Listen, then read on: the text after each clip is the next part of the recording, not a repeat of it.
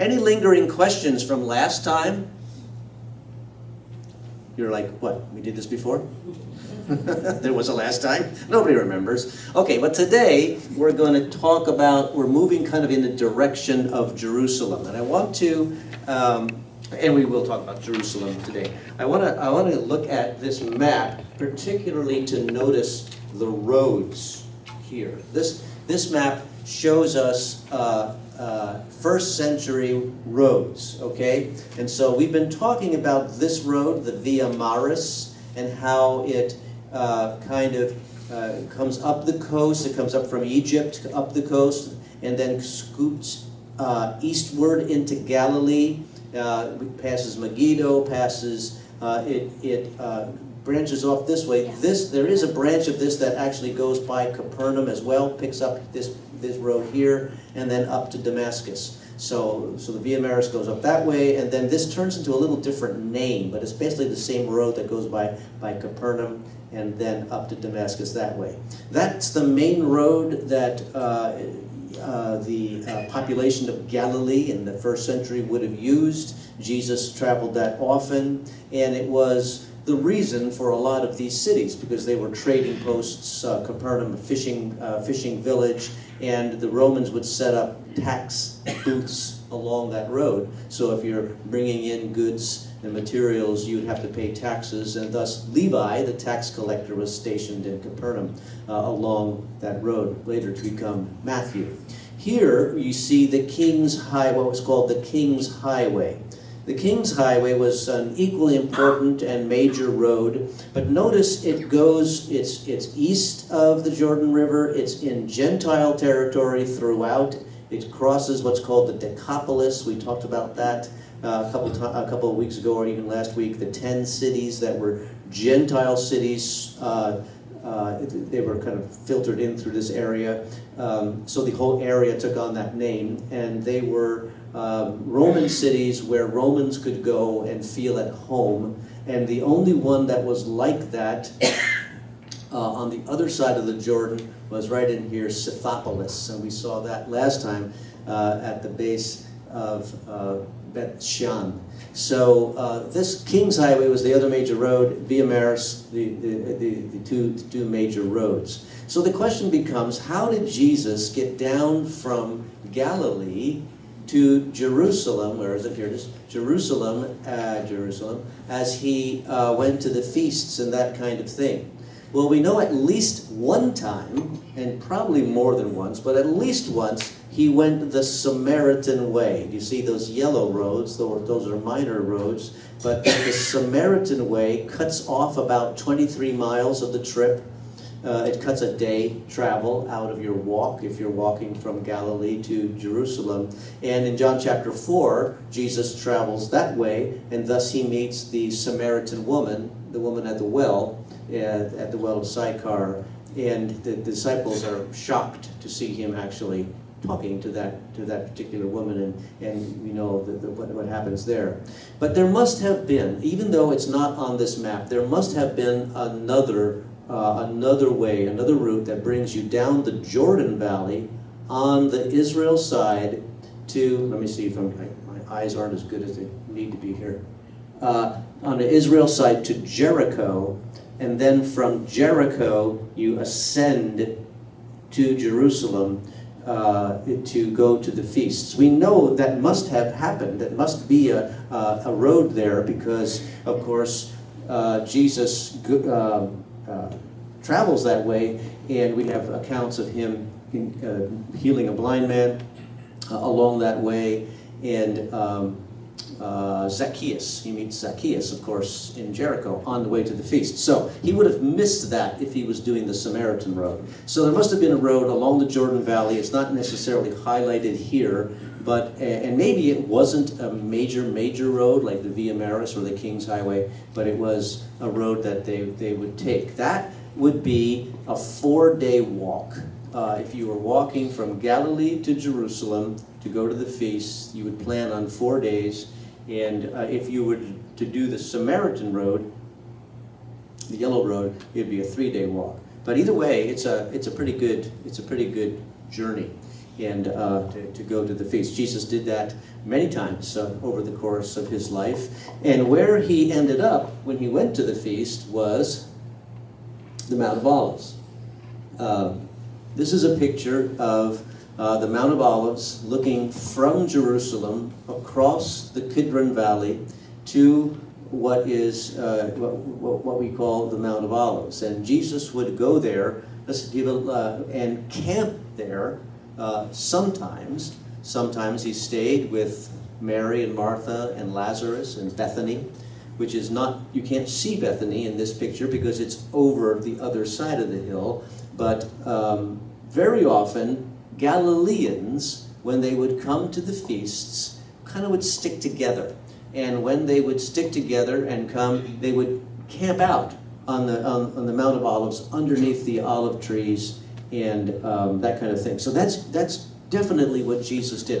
We'll show you some passages, or at least a couple passages on that in a minute. But the Mount of Olives has some history that we want to know about. That in the Old Testament, it was to the Mount of Olives that David fled when Absalom rebelled in 2 Samuel chapter 15, and David needed to get out of town and be at a place where it's farther enough away that he was safe, but close enough to kind of gather his forces. He ran to the Mount of Olives. David's son Solomon, when he turned away from God, built pagan shrines influenced by his many wives on the Mount of Olives, and thus kind of defiled the land and led Israel astray in 1 Kings chapter 11. Ezekiel has a vision of the glory of the Lord ascending out of the temple because of the pagan influence that was happening in the worship of his day. The glory of the Lord ascending out of the temple and actually landing on the Mount of Olives. That's Ezekiel chapter 11. And Zechariah prophesies that the Lord of hosts will come down in Zechariah 14, and he will, in the end times, stand on the Mount of Olives, and the Mount of Olives will split. And in that split, there will be a river of water that will come out of that split. Now, you would call, because you're Westerners, you would call the Mount of Olives a hill. Okay. But we still call it Mount of Olives, no matter what. But Jesus was there very many times. It was to the Mount of Olives that Jesus walked down. You can't really see the road in this shot, but Jesus walked down the Mount of Olives across the Kidron Valley on the triumphal entry when he came in on Palm Sunday. And it's there where he prayed with his disciples the night before he was arrested.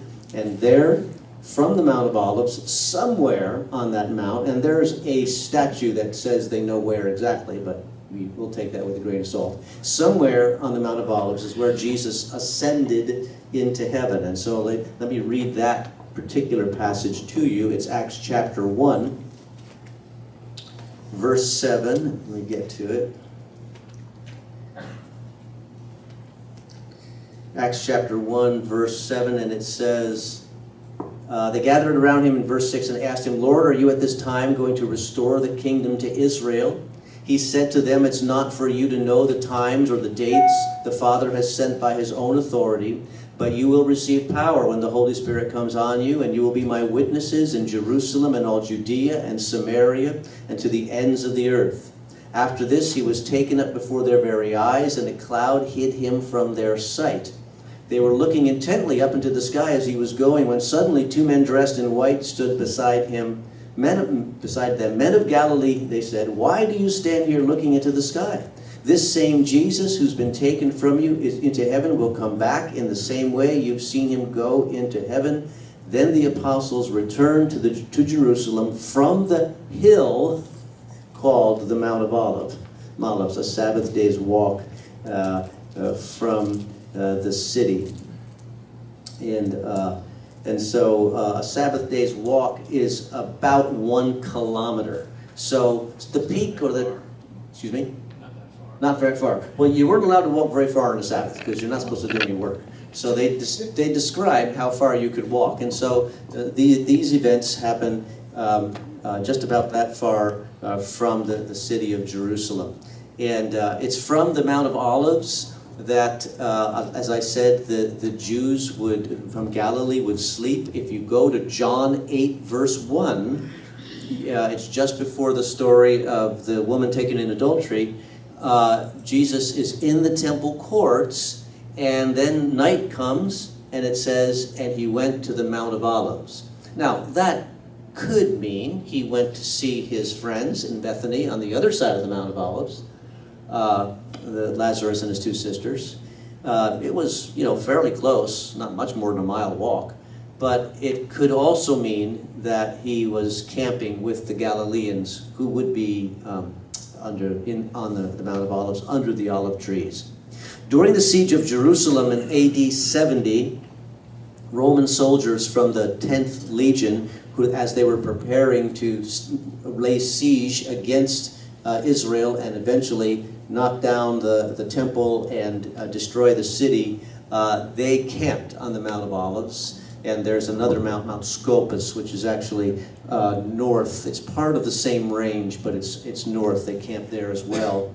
The Jewish tradition says that the Messiah will descend on the Mount of Olives on Judgment Day and enter Jerusalem through the Golden Gate. Now this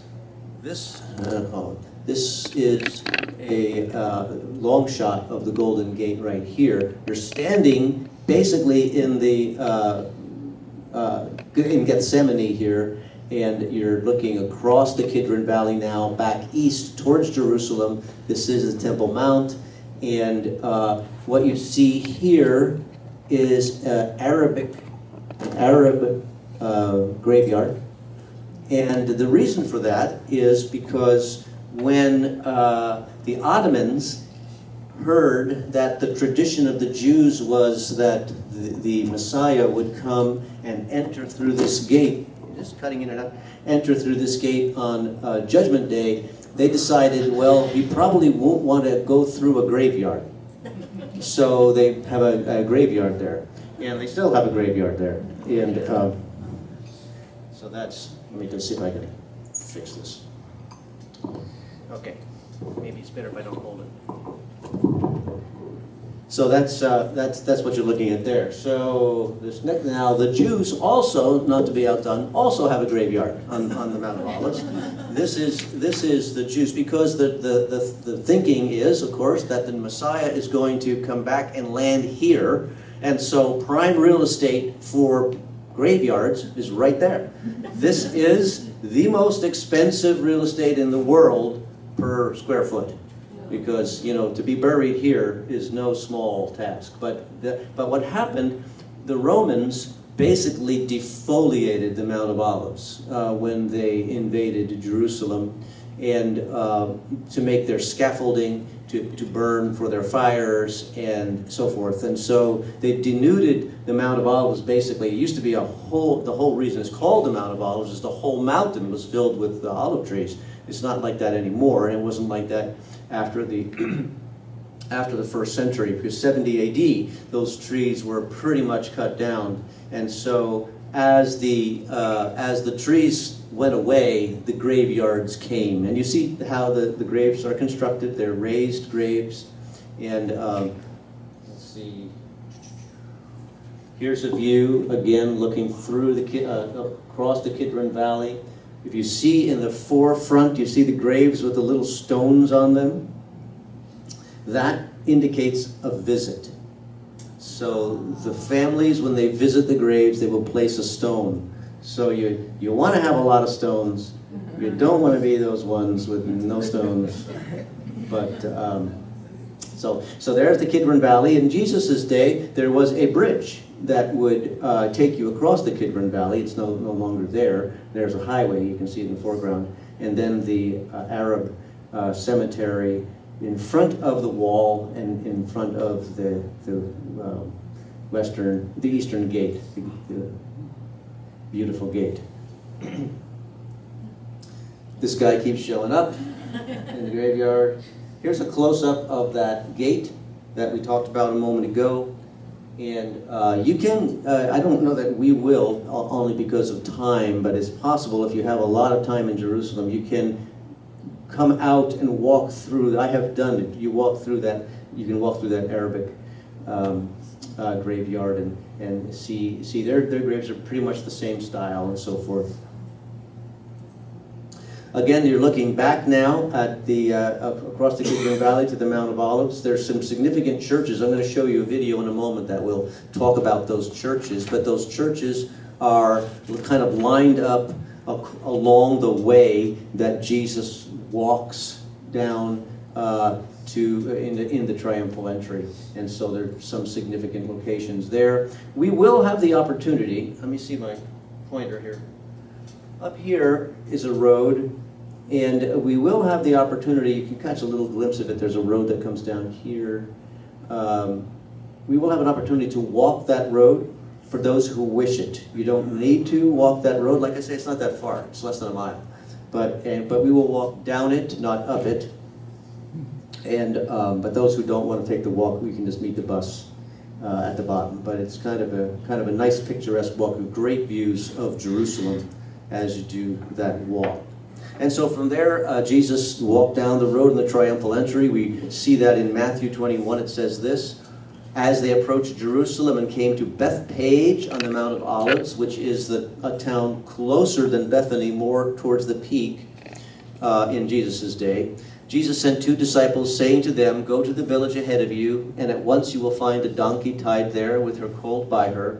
Untie them and bring them to me. If anyone says anything to you, tell him that the Lord needs them, and he will send them right away." This took place to fulfill what was spoken through the prophet. "Say to the daughter of Zion, see, your king comes to you, gentle and riding on a donkey, on the colt, the foal of a donkey." And so this is the scene for all of those events. Let's see here. So we're going to try, see if we can get this video to work. Yep. Okay, so here's a video that gives you a little bit more overview of the Mount of Olives and the churches that you see there.